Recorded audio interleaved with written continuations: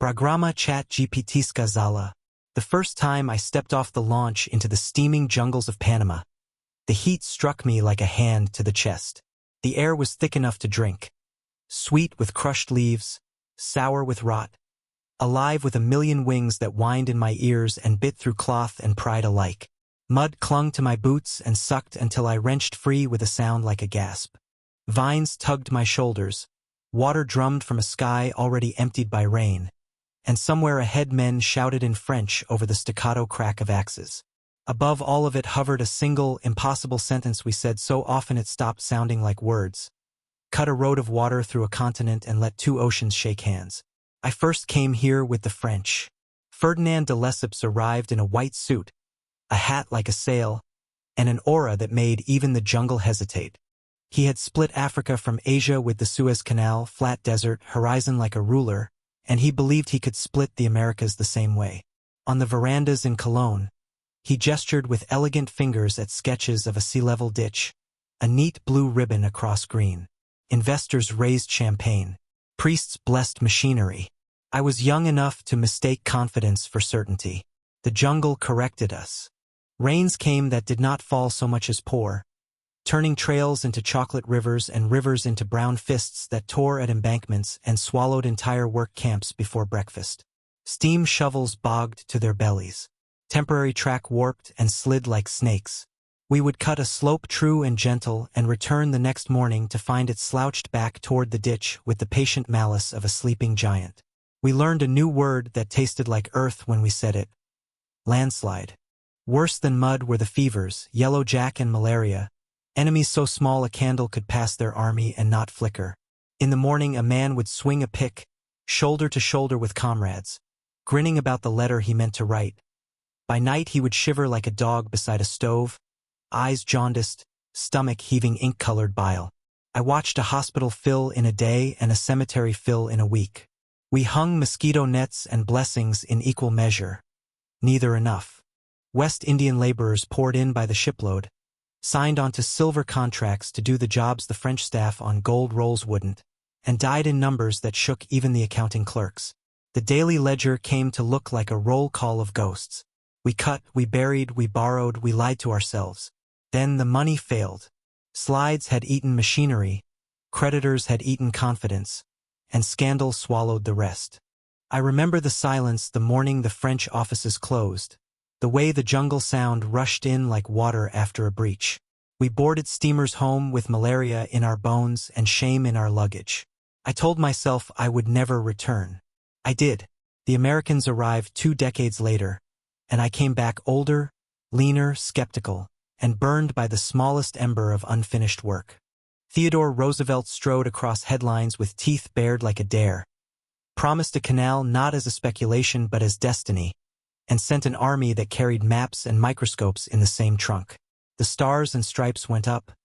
So did payrolls and barracks and arguments. Would it be a sea-level cut as the French had sworn? Or a ladder of water climbing the spine of the land? Engineers debated with slide rules, politicians with fists. At last the locks won. Step a ship up to an artificial lake, walk it across the backbone of the isthmus, step it down to the other ocean. It was not the straight line of a conqueror's sword. It was a clever man's key. Before any shovel could bite true, the invisible enemy had to be whipped. Into that war rode Dr. William Gorgas, a quiet general armed with oil, wire mesh, and common sense trained into a crusade. He ordered swamps drained and puddles filled, gutters cleared, barrels covered, cisterns screened. Workers smoked houses with sulfur, scattered larvicide like seed, nailed screens across windows, and fined men who tore the mesh to let in a breeze. People laughed at first. Then they stopped dying. Yellow fever vanished like a curse broken. Malaria fell like a fever dream at last measured and managed. For the first time the land seemed to unclench its hands.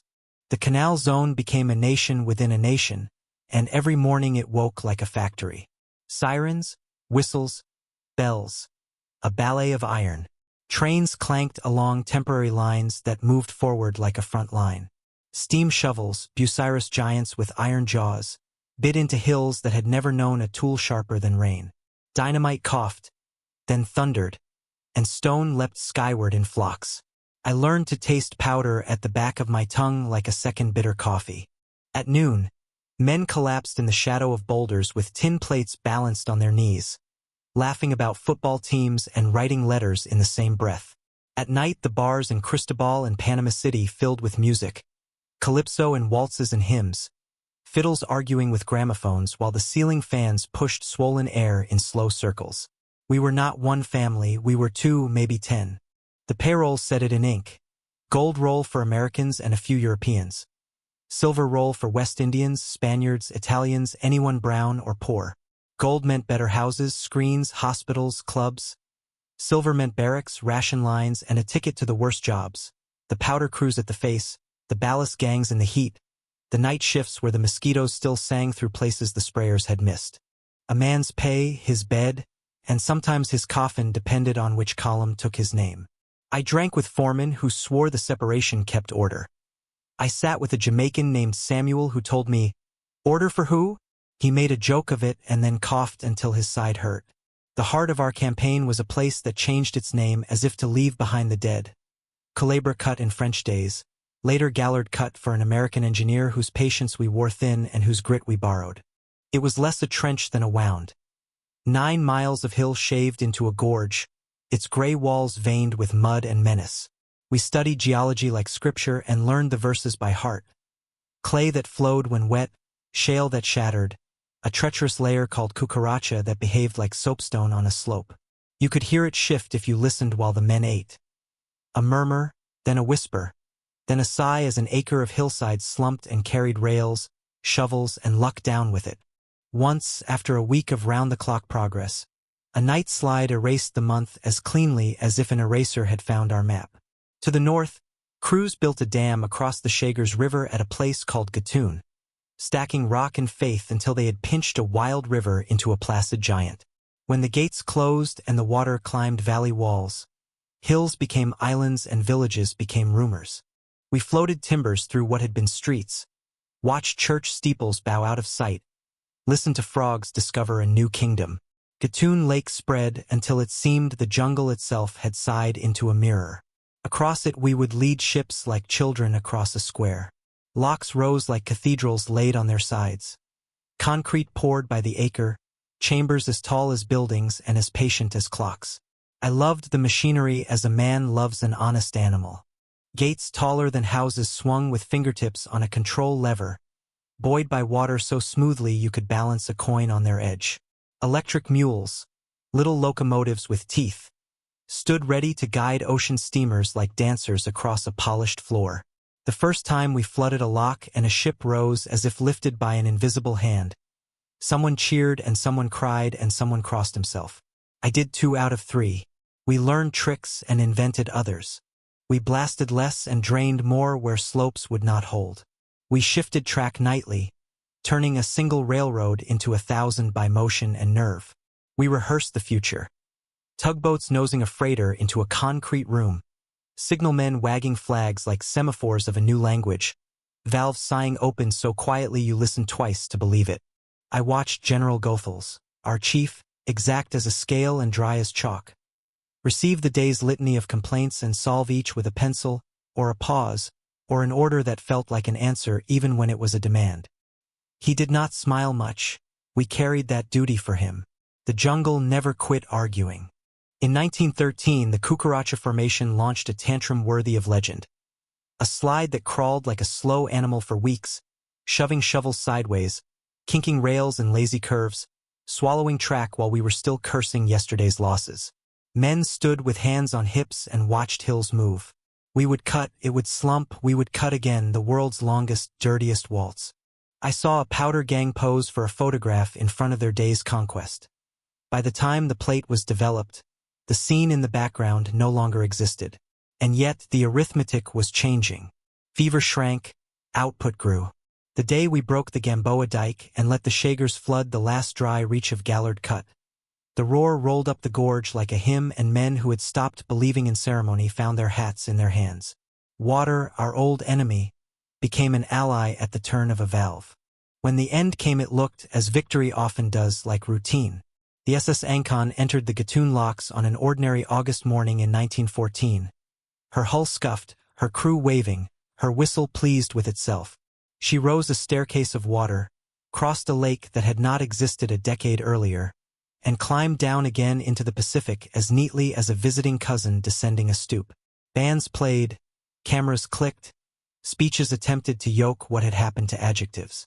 War had just broken in Europe and would soon claim the world's attention. Our miracle would be demoted to a dateline and a paragraph. I watched the Ancon shrink into a heat-shimmered horizon and felt a private satisfaction steal over the public noise like a tide over footprints. There were numbers, of course. Cubic yards of earth thrown into the air. More than any other project living men could name.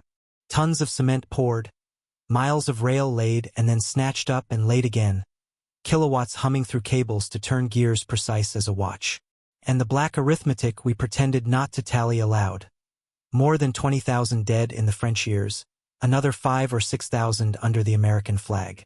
Cemeteries with white stones and cemeteries with wooden crosses and graves with no marker at all because names were misspelled on manifests or never written in any book.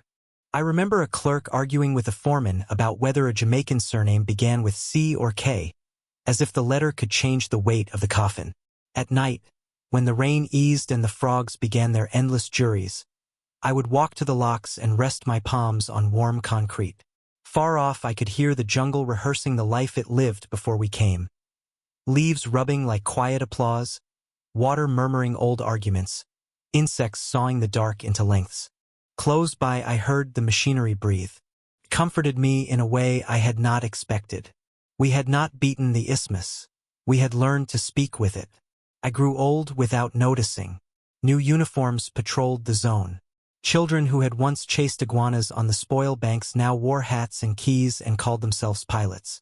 Ships I could not have imagined slid into locks I knew by heart.